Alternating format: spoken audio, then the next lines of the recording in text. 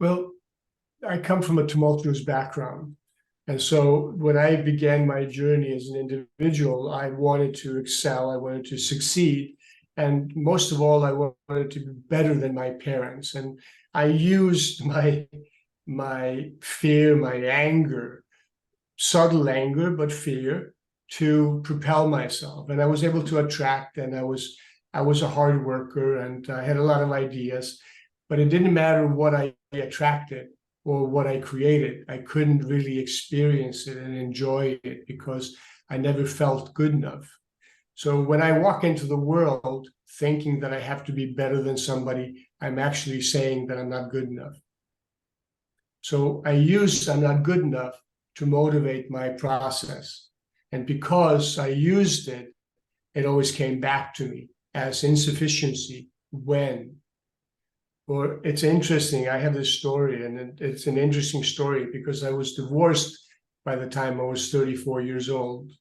And I would never have believed that. My ex-wife and I were a good match, and then we somehow grew apart. And I lost myself in my process. So I decided to leave her. But in order to be able to do that, I convinced myself that I wasn't good enough. She'd be better off with someone else. I didn't ask her. Because I recognize something in your story. Didn't ask her. I just assumed and used that as the primary motivator for my changes. I had sort of lost my mojo and I was lost in my life.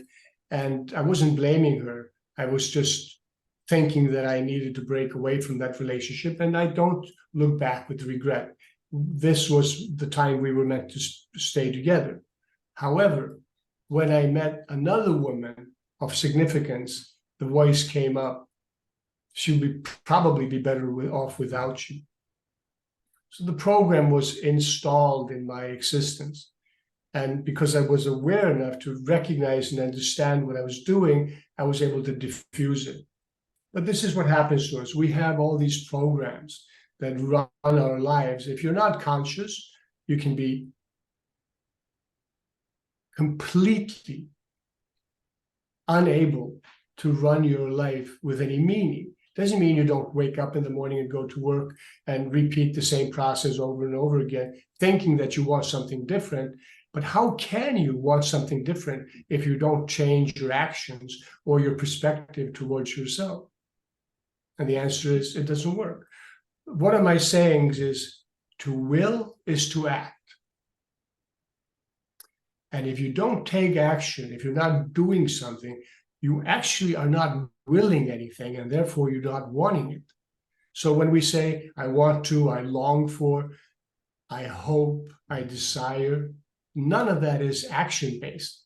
Those are all just sort of hypotheticals, because if you don't wake up and execute your dreams, they will turn into nightmares. So if we're not taking action, we don't want the changes. And this is where being addicted to the illusion, the absence, becomes so prevalent. It's like the only way for us to change anything is to come into responsibility. And responsibility means having the integrity to realize that you have created this moment. Wherever you came from, wherever you wanted, whatever the reasons were, you created this moment. I'm sitting in this chair because I decided to, consciously or unconsciously.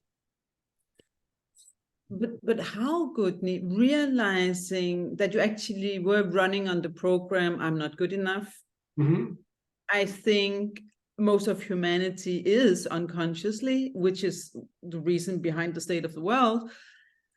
Realizing you were running on this program, albeit unconsciously, but still it was running, and then it came up like a flash of insight.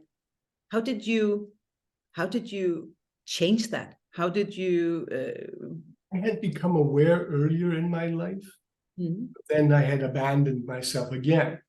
So I had the knowledge, but not the wisdom. So I didn't have the permission to sustain wellness. I had to awaken again and again to realize the illusion. so I could finally move into some form of integrity.